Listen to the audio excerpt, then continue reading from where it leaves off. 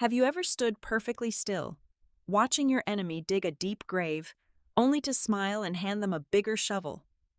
If you have ever been robbed by a boss who only speaks corporate jargon, this is for you. Because the presentation deck my manager stole was actually a ticking time bomb, and when it detonated in the middle of a billion-dollar boardroom, it was an absolute masterpiece. Hello to the wonderful audience of the Boss Revenge Stories channel. I want to sincerely thank you for your continuous support, but unfortunately, YouTube has demonetized our channel, leaving us without the budget to keep operating, which means we will soon have to stop posting new public videos here. If you enjoyed today's story, please support us by joining our Patreon channel to listen to even better, longer, and more detailed exclusive true stories featuring multiple emotional voice actors. You can join by scanning the Patreon QR code on the screen or by clicking the link in the video description or comments. Now, let us dive into today's story, where I will introduce myself as Emery Lawson. I am 34 years old, working as a supply chain forecasting data modeling expert at Aegis Freight Dynamics, a premier logistics technology firm located in the cold, bustling heart of Chicago. My domain is the quiet sanctuary of raw data and server racks. I build the intricate mathematical structures that keep thousands of cargo ships, freight trains, and heavy transport vehicles moving efficiently across the globe. I work in complete silence, demanding absolute precision from myself and the complex systems I design. If there is one thing I deeply despise, it is the empty sycophancy and brown-nosing that completely plagues the modern corporate landscape. I do not play golf with the executives. I do not attend optional networking mixers. And I absolutely do not laugh at jokes that are not genuinely funny. My results speak for themselves, and I prefer to let the numbers do all the talking. Sitting on the exact opposite end of the professional spectrum is Sterling Vance, our newly hired Director of Strategy. Sterling is the ultimate, terrifying manifestation of performative corporate culture. She treats the glass-walled office like her own personal fashion runway, always draped in immaculate, freshly pressed designer clothing that costs more than my entire computing setup. Her whole existence feels like a carefully curated, heavily filtered social media feed. If you ever make the grave mistake of looking at her LinkedIn profile, you will immediately drown in an endless sea of hollow, philosophical essays about visionary leadership and disruptive innovation. When she speaks in meetings, she never uses a simple, direct word when a complicated, meaningless one will do. She loves to stand at the head of the conference table, demanding the room's attention by confidently tossing around empty buzzwords. She constantly tells us that we need to leverage the ecosystem, focus on multidimensional optimization, or drive paradigm-shifting synergy. Behind that glossy, expensive exterior, the reality is entirely different and utterly pathetic. Sterling cannot read a complex mathematical model to save her life. She does not understand standard variance. She cannot interpret basic algorithmic regressions, and she certainly cannot write a single, functional line of code.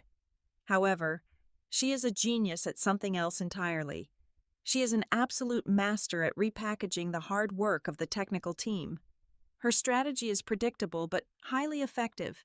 She sits quietly while the data engineers explain a complex, groundbreaking concept. She nods thoughtfully, steeples her fingers, and then suddenly interrupts to repeat the exact same concept using her exhausting corporate vocabulary. By the time the meeting ends, she has effectively claimed the brilliant idea as her own intellectual property. She is a corporate parasite, gracefully sucking the credit from those of us who actually build the structural foundations of the company. The silent tension between our two very different worlds reached a breaking point when Aegis Freight Dynamics secured a chance to pitch a truly revolutionary project. Vanguard Meridian, a colossal retail megacorporation with global influence, was actively looking to sign an exclusive multi-year contract worth tens of millions of dollars. They demanded a completely new transportation risk forecasting model, a robust system capable of accurately predicting global supply chain failures before they ever actually occurred. It was a monumental make-or-break moment for our entire company. Upper management, knowing exactly what was truly at stake, bypassed the strategy team entirely for the actual creation phase and handed the massive task directly to me. I clearly understood the immense weight of the situation. For 3 exhaustive, grueling weeks, I practically lived at my desk. My personal life ceased to exist. I worked straight through the weekends and pulled multiple all-nighters, fueled by sheer determination and endless cups of terrible, bitter office coffee. I was not simply compiling a standard data deck for a routine Tuesday meeting. I was actively crafting the absolute pinnacle of my professional career. I built a dynamic, highly predictive engine powered by a sophisticated proprietary algorithm that I coded meticulously, line by grueling line. I structured the interactive presentation so that the raw, undeniable power of the mathematics was front and center. Every single chart, every predictive heat map, and every hidden risk variable was flawlessly calculated. I poured my entire soul, my years of expertise, and my quiet dedication into that project. It was a brilliant, airtight fortress of data, perfectly primed to secure the biggest financial deal in the long history of our company. The suffocating reality of corporate theft rarely announces itself with a shattered window or a blaring alarm. It usually arrives quietly, masked by a polite, seemingly harmless request. Exactly 3 days before the monumental, career-defining pitch to Vanguard Meridian, the oppressive atmosphere began to build into a crushing weight. I was running a final, rigorous stress test on the predictive engine when Sterling approached my cubicle.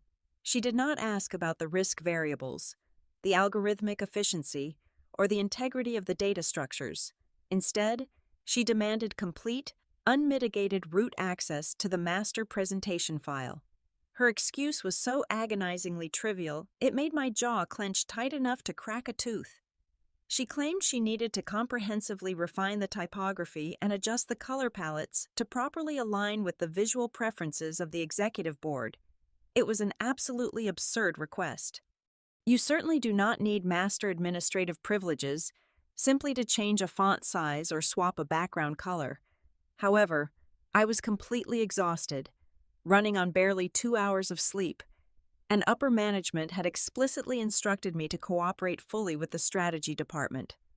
Reluctantly, feeling a dull ache of suspicion, I transferred the administrative ownership, assuming her bottomless vanity would be satisfied by tweaking some minor aesthetic details. That assumption was the single greatest miscalculation of my entire professional career. The very next morning, I arrived at the office exactly at 7 o'clock, ready to implement one final, minor optimization to the back-end data stream. I logged into my workstation, navigated to the highly secure internal cloud directory, and clicked on the Vanguard project folder. A harsh, bright red error message immediately flashed across my screen, boldly informing me that my access was denied. I refreshed the system. Access denied. I checked my security tokens and authentication keys. Everything on my end was perfectly valid, but my user profile had been completely and maliciously stripped of all reading and writing permissions for the very directory I had built entirely from the ground up. The air in my lungs suddenly felt incredibly heavy. A cold, sickening sensation settled deep in the pit of my stomach. I was entirely locked out of my own masterpiece. Before I could even reach for my desktop phone to call the information technology support desk, a company-wide notification chimed through the office speakers. It was an email from Sterling Vance, marked with extreme high priority, sent directly to the entire Aegis Board of Directors, the executive vice presidents, and copied to all the department heads. My heart hammered violently against my ribs as I forced myself to open the message. Attached was my massive, complex data deck. However, it was no longer mine. The digital metadata had been completely scrubbed clean. The title slide, which previously bore my name as the lead technical architect, now proudly displayed Sterling as the sole, visionary creator. The body of the email was a masterclass in brazen, undeniable theft. She wrote a lengthy, nauseatingly self-congratulatory paragraph, detailing how utterly thrilled she was to present this personal product to the leadership team. She explicitly and falsely stated that she had spent the last 3 weeks working tirelessly through the darkest hours of the nights, striving to perfect the predictive models for our most valued prospective client. She was taking absolute, unquestioned credit for every single line of code, every agonizing sleepless night, and every single ounce of my intellectual property. The sheer audacity of her lie was physically sickening. The intense anger that boiled up inside me was not a fiery, explosive rage, but rather a dense, suffocating pressure, exactly like being trapped deep underwater with no way to breathe. I stood up, my legs feeling slightly numb and disconnected, and marched straight across the open floor plan toward her private, premium glass enclosed office. I did not bother to knock. I pushed the heavy door open and shut it firmly behind me, the thick glass instantly silencing the background noise of the busy typing pool. Sterling was sitting comfortably behind her expansive, custom mahogany desk, leisurely sipping a green detox smoothie, radiating an aura of arrogant satisfaction. I slammed my hands down on the wood and demanded to know exactly what she thought she was doing, pointing furiously to the printed copy of her deceitful email. Sterling did not even flinch. Her heart rate probably did not even rise. She calmly placed her green smoothie down, let out a soft, incredibly patronizing chuckle, and slowly stood up. She walked gracefully around her desk, leaning in close enough for me to choke on the smell of her expensive, overpowering floral perfume. She reached out and patted my shoulder with an infuriatingly condescending gentleness. On a macro level, who creates the data is not as important as who knows how to sell it. Emery, she said, her voice dripping with a toxic, artificial sweetness. The executive board does not care about your little math equations or your back-end systems. They care about the grand narrative. I am the narrative. You just be a good girl and do the technical work in the background. I will make sure you get a nice little performance bonus at the end of the fiscal year. Every single primal instinct in my body screamed at me to sweep her expensive, dual computer monitors off the desk, to shatter the pristine glass walls, to march directly upstairs to the Human Resources Department and demand immediate, righteous justice. But a cold, razor-sharp, calculating logic quickly overpowered my initial wave of blinding rage. I knew how this game was played. The Human Resources Department existed solely to protect the company from legal liability, not to protect a quiet, introverted engineer from a highly visible, charismatic director. They would absolutely side with the well-dressed woman who regularly played golf with the chief executive officer.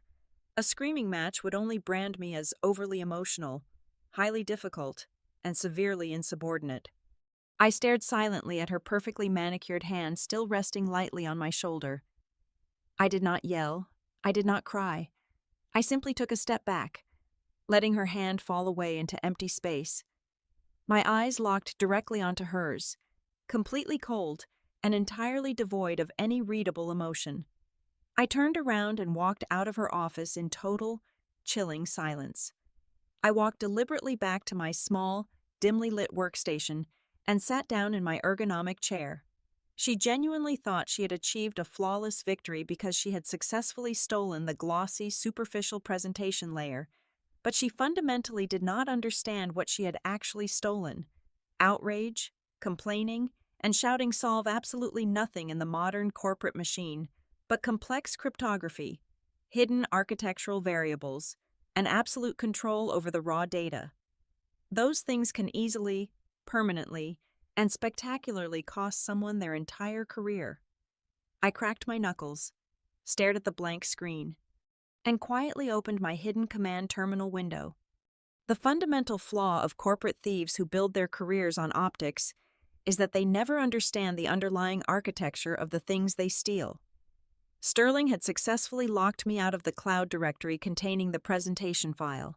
She had changed the author tags, locked the editing permissions, and paraded the final product around the executive suites as her own intellectual triumph.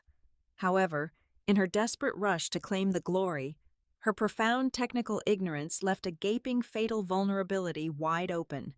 The file she was showing off was not a simple, static document that you could just rename and save. It was a dynamic, live rendering front-end application. It required a constant, uninterrupted feed of complex data streams through secure application programming interfaces to render the predictive models in real time, and that live feed was inextricably tethered to the master database server located deep within the company network. A secure server over which I still maintained absolute, undisputed administrative control. I waited in the shadows of my cubicle until the office was completely empty. By 11 o'clock that night, the sprawling corporate floor plan was nothing but a vast sea of dark monitors and silent workstations, illuminated only by the harsh, artificial red glow of the emergency exit signs. The ambient, mechanical hum of the central air conditioning was the only sound accompanying the rapid, rhythmic clacking of my keyboard. I did not need access to her stolen, locked presentation file. I only needed access to the deep subterranean pipeline feeding it. Bypassing her rudimentary cloud permissions was effortless from my back-end terminal. I slipped into the server architecture like a ghost moving silently through familiar walls. This was my absolute domain. I knew every hidden pathway, every data node, every server response protocol, and every single vulnerability. My first objective was setting the primary trap, a digital signature that could not be erased, denied, or smoothly explained away by a charismatic speaker. I decided to employ an advanced form of steganography, the highly specialized practice of concealing a secret message within an ordinary, non-suspicious digital file. But I was not just going to hide a simple string of text or a static logo. I was going to plant a fully interactive, dormant, executable script directly into the central, most visually striking asset of the presentation. The Global Predictive Heat Map. The heat map was a massive, highly detailed visual representation of supply chain vulnerabilities, a swirling, dynamic vortex of intense reds, glowing oranges, and deep blues that was absolutely guaranteed to be the main focal point of the entire pitch. Writing the code required absolute, surgical precision and an intense level of focus. I manipulated the underlying color rendering algorithms of the data feed, adjusting the hexadecimal values of thousands of individual pixels by mathematical fractions so incredibly minuscule that the human eye could never possibly detect the alteration. To Sterling, the chief executive officer, and the Vanguard board members, the map would look perfectly normal, a beautiful, flawless display of logistical intelligence. But beneath that colorful, shifting surface, my script lay completely still, patiently waiting for a specific, physical trigger. I programmed a deeply embedded interactive command tied directly to the presenter interface. If anyone clicked and held the computer mouse cursor over the exact center of the heat map for more than 3 seconds, the rendering engine would violently and irreversibly invert. The carefully constructed geographical data would instantly collapse, forcing the manipulated pixels to aggressively snap into a completely new, hard-coded formation. The entire screen would bleed into a stark, undeniable contrast, transforming the complex global map into a massive, undeniable quick response code, accompanied by a glowing red string of text displaying my full employee identification number and my name as the sole, rightful architect of the system. But a hidden signature was merely a claim of ownership, a copyright claim. I needed something far more devastating to completely destroy her credibility in front of the most important clients in our company history. I needed a trap that she would confidently walk into completely blind. I shifted my focus to the profit projection slide, the single most critical financial component of the entire deck. Here, I carefully crafted and inserted a lethal honeypot variable. A honeypot variable is essentially a trap designed to look irresistibly appealing to an attacker, or in this specific case, a thief trying to blindly present data they do not comprehend.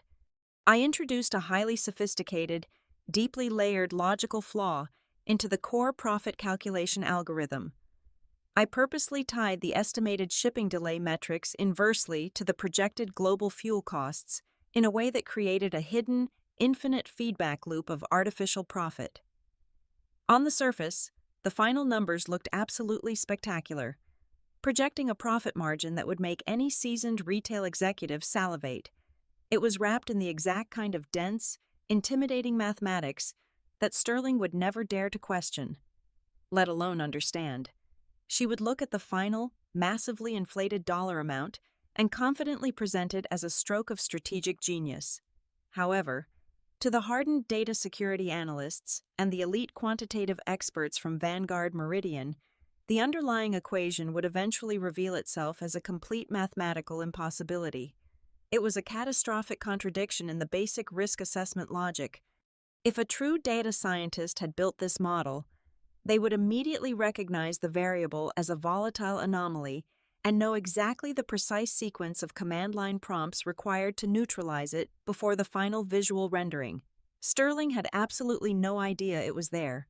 She was walking into a locked room full of financial apex predators, carrying a ticking bomb she did not even know she was holding. With the steganographic trigger flawlessly embedded and the honeypot variable seamlessly integrated into the financial projections, I moved to my final, crucial task. I needed the absolute, undeniable proof of her malicious actions. I initiated a deep, comprehensive system audit, pulling every single access log, every keystroke record, and every time-stamped directory change from the past 72 hours. The server logs clearly and objectively documented the exact minute she revoked my access, the exact second she fraudulently changed the file metadata, and the undeniable fact that her specific user account had not contributed a single line of functional code to the entire repository. I downloaded the complete, unalterable digital trail and transferred it onto a heavy physical external solid-state drive. I locked the drive behind a military-grade, 256-bit encryption protocol. It was a solid block of irrefutable evidence, sitting heavy and cold in the palm of my hand. I logged out of the system, meticulously wiped my temporary terminal history to leave no trace of my late-night session, and walked out into the freezing Chicago night. The cold air felt sharp, invigorating, and incredibly clarifying against my exhausted face. The following morning, I arrived at the office exactly at my usual time. The atmosphere on the corporate floor was completely frantic, buzzing intensely with the nervous, high-stakes energy of the impending multi-million-dollar pitch. Junior assistants were sprinting down the hallways with freshly printed agendas, and the executive team was pacing nervously near the glass elevators. I ignored absolutely all of it. I walked calmly to the employee break room, poured myself a steaming cup of my usual bitter black coffee, and returned slowly to my desk. I took a deliberate sip, feeling the heat radiate through my chest, grounding me in the present moment. I placed the encrypted hard drive neatly next to my keyboard, perfectly aligned with the edge of the desk.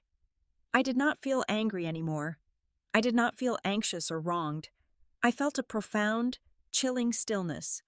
I was simply a spectator now, sitting comfortably in the front row, quietly waiting for the grand theatrical debut of a thief who had just meticulously constructed her own spectacular demise. The 50th floor boardroom of the Aegis Tower was an absolute monument to corporate intimidation and high-stakes power dynamics.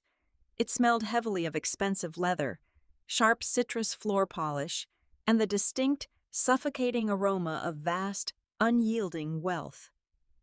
The Vanguard Meridian delegation had arrived promptly at 9 o'clock in the morning, and it was immediately clear they did not travel all the way to Chicago to play friendly networking games. They sent their formidable chief operating officer, a stern man with cold, calculating eyes, accompanied by a heavy-hitting trio of senior data security architects. These technical experts looked less like traditional corporate executives and more like elite digital mercenaries. They wore dark, sharply cut suits and carried thick, secure briefcases, radiating an intense aura of deep skepticism. These were certainly not men who could be easily charmed by a bright smile or distracted by a flashy presentation. They were apex predators who spoke the brutal, unforgiving language of raw analytics. Sterling Vance glided into the massive glass-walled room as if she were stepping onto a red carpet at a major film premiere. She wore a perfectly tailored, heavily structured designer suit that practically screamed bespoke luxury, her posture radiating an intoxicating, blinding aura of unearned arrogance. She was completely in her element, thriving deeply in the theatrical, high-stakes environment of an executive pitch. Before the wealthy clients had fully settled into their ergonomic leather chairs, Sterling pulled me aside with a tight, artificial smile plastered across her face. She pointed a perfectly manicured finger toward a small, dimly lit auxiliary desk tucked away in the absolute furthest back corner of the sprawling room. "I need you to sit back there, completely out of the main sight lines," she whispered, her tone laced with a heavy, patronizing authority. "Your only job today is to manually advance the slides if my wireless clicker experiences a technical malfunction. Keep absolutely quiet. Do not speak a single word unless I directly address you, and try not to look so terribly nervous. We absolutely cannot afford any bad energy in this room today." I simply nodded, maintaining an expression of perfect, hollow compliance. I walked quietly to the back corner, sat down in the cool shadows, and placed my encrypted hard drive discreetly in my lap, sliding it right next to the spare computer mouse. The chief executive officer of Aegis Freight Dynamics beamed with absolute, unadulterated pride as Sterling confidently took her designated position at the head of the long mahogany table. She dimmed the overhead lights with a practiced, dramatic flair and brought the massive, high-definition projector screen to life. From her very first sentence, she launched into a dizzying, relentless barrage of empty corporate jargon. She spoke passionately and loudly about revolutionary structural breakthroughs, paradigm-shifting logistical synergies, and dynamic cross-platform integration strategies. "What you are about to see this morning," Sterling announced, making sweeping, highly theatrical gestures with her hands, "is the grand culmination of weeks of my own relentless, personal dedication. The predictive algorithm I developed myself will fundamentally redefine how Vanguard Meridian anticipates and neutralizes global shipping risks." I watched the chief executive officer of Aegis nod approvingly, completely enamored by her polished, buttery delivery. Sterling was effortlessly surfing a massive wave of stolen intellectual property. She clicked through the initial introductory slides with a practiced smoothness, expertly navigating the high-level summaries and the basic conceptual frameworks that I had spent agonizing weeks building. The Vanguard executives leaned forward, their initial rigid skepticism slowly melting into visible intrigue. Sterling commanded the room flawlessly, reciting the carefully structured bullet points she had memorized from my executive summary. She paused at all the correct moments, perfectly modulated her voice for maximum dramatic effect, and eagerly absorbed the subtle, approving nods from the powerful men on both sides of the heavy wooden table. She was completely and utterly intoxicated by the glorious high of her own grand deception, entirely unaware that she was proudly reciting a technical script explicitly designed to completely destroy her professional life. I sat perfectly still in the cold, quiet shadow of the back corner. My right hand rested gently on the spare computer mouse, my index finger tapping a slow, rhythmic, completely silent cadence against the smooth plastic shell. Tap, tap, tap. I did not look at Sterling's triumphant face. I did not look at the ecstatic, hopeful expression of my chief executive officer. My eyes were completely and entirely locked onto the digital slide counter glowing faintly at the bottom right corner of the massive projector screen. Slide 4, Slide 5, Slide 6. The global predictive heat map, the central piece of the entire presentation, was patiently waiting on Slide 9. Every single time Sterling pressed the button on her expensive wireless clicker, the loud, sharp snap echoed in the quiet. Tense room like a heavy footstep approaching a carefully hidden snare. The atmosphere in the room grew thicker, heavier, completely saturated with the tangible promise of a multi-million-dollar handshake. I was no longer a disgruntled technical employee forced to watch a manager take credit for my life's work. I was a highly trained sniper, perfectly concealed in the dark brush, completely unbothered by the surrounding noise of the jungle, simply waiting for the oblivious, arrogant prey to wander directly into the dead center of the crosshairs. Slide 7, Slide 8. My finger stopped tapping. The heavy silence of anticipation in the boardroom shattered the exact second the projector illuminated the highly anticipated financial projection slide. The numbers displayed on the massive high-definition screen were absolutely astronomical, projecting profit margins that seemed to effortlessly defy the standard laws of global economics. Sterling stood tall at the head of the mahogany table, her chest puffed out with undeniable pride, completely ready to absorb the expected wave of applause.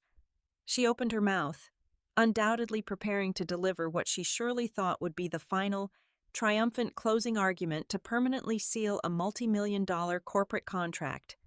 But the applause never came. Instead, the lead data security architect from Vanguard Meridian, a heavily built man whose face had remained entirely rigid and unreadable for the past 45 minutes, suddenly leaned forward in his leather chair. He sharply raised his right hand, slicing through the tense air like a heavy blade. "Stop right there. Go back one click," he commanded, his voice a low, gravelly rumble that instantly and completely neutralized Sterling's manufactured, bubbly enthusiasm. Sterling blinked rapidly, her perfect corporate smile faltering for a fraction of a second before she quickly forced it back onto her face. "Of course," she chirped smoothly, clicking her wireless remote back to the complex profit analysis. "Is there a specific macro-level metric you would like to explore further with me today?" The security architect did not even bother to look at her face. His intense, deeply analytical eyes were completely glued to the bottom left quadrant of the massive screen. He pointed a thick, heavy finger directly at the complex mathematical breakdown I had carefully embedded into the shadows of the chart. "Explain the underlying logic of this specific variable right here," he demanded, his tone completely devoid of any standard professional courtesy. "According to the structural equation you are proudly displaying, you have actively tethered the estimated shipping delay metrics in a direct inverse correlation to the projected global fuel consumption costs. The math presented here creates a closed, infinite feedback loop of artificial profit. If a massive global crisis hits and maritime delays spike by 50%, this exact model dictates that your fuel costs would theoretically drop into negative numbers, essentially implying that international oil companies would be paying us massive dividends simply to hold their freight. That is a catastrophic logical contradiction. How exactly did you build and validate this specific algorithmic function?" The atmosphere in the room changed in an instant. The warm, lucrative, golden glow of impending financial success completely evaporated, rapidly replaced by a freezing, suffocating vacuum of deep suspicion. The Aegis chief executive officer shifted nervously in his expensive chair, a visible bead of cold sweat forming on his forehead as he looked frantically between the client and his star director. Sterling stood completely frozen. The healthy, vibrant color drained rapidly from her perfectly powdered face, leaving her looking hollow and terrified. She stared blankly at the complex equation on the screen, as if it were written in an ancient, undecipherable dead language. She had absolutely no idea what an inverse correlation was, let alone how to defend a highly technical mathematical anomaly in front of apex industry predators. Her brain scrambled desperately for a lifeline, automatically falling back on the single survival mechanism she had used her entire career. "Well," Sterling stammered nervously, her voice suddenly an octave higher as she desperately attempted to inject her usual confident rhythm into the dead air. "That specific numerical output is actually a highly dynamic, forward-looking projection. We are aggressively leveraging a multidimensional ecosystem approach to ensure that our predictive synergy—" "Do not give me empty marketing garbage," the Vanguard chief operating officer interrupted harshly, slamming his heavy hand flat against the solid wood table. The sound echoed violently in the glass room. "We are talking about the fundamental structural integrity of a secure system that will handle billions of dollars in international freight. If the core logic of your risk assessment model contains a basic, fatal mathematical flaw, then this entire presentation is completely useless to us. I will ask you one more time. How does this variable actually function?" Sterling was actively drowning. The sprawling room suddenly felt completely devoid of oxygen. The powerful men from Vanguard were glaring at her with open, aggressive, and highly visible contempt. She was completely backed into a brutal, inescapable corner with nowhere to hide. In a blind, flailing panic, her eyes darted wildly around the room until they finally landed on the dark, quiet corner where I sat. Her ruthless corporate survival instinct violently kicked in, and she decided to throw me directly under the crushing wheels of the bus.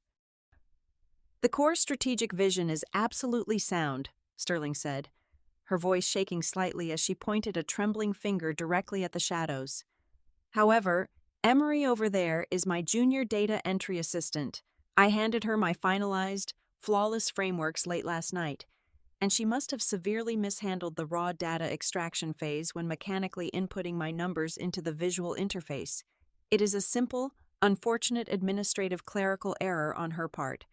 Instantly, the heavy, suffocating attention of every single powerful executive in the room silently shifted away from the brightly lit projector screen and crashed directly onto me. The Vanguard delegation slowly turned their heavy leather chairs to peer deep into the shadows of the room.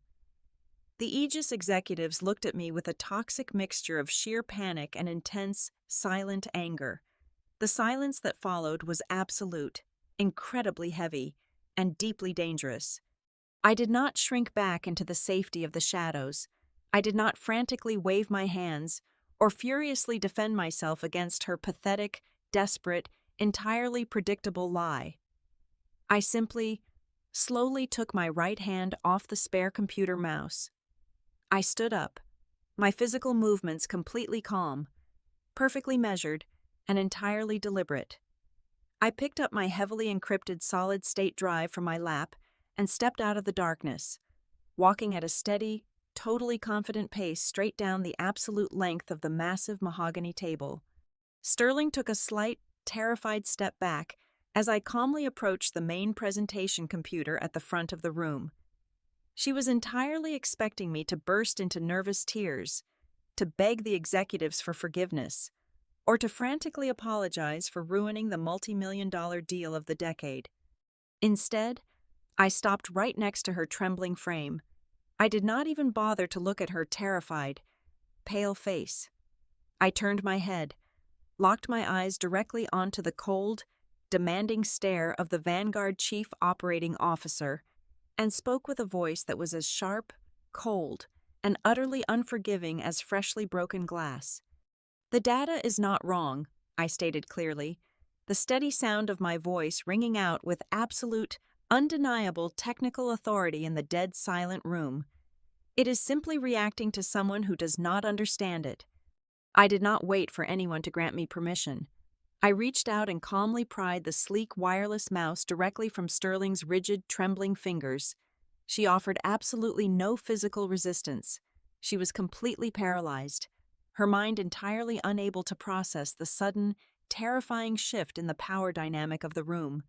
I turned my attention away from her pale face and looked back at the massive high-definition projection screen. I navigated the computer cursor away from the fatal mathematical anomaly on the financial slide and moved it directly back to the center of the global predictive heat map. I pressed the left mouse button down and held it there firmly. 1001, 1002, 1003. On the exact third second, the steganographic trigger embedded deep within the code executed flawlessly. A collective, sharp gasp echoed loudly through the heavy glass boardroom, before the eyes of a dozen incredibly wealthy and powerful corporate executives. The beautiful, dynamic heat map violently shattered.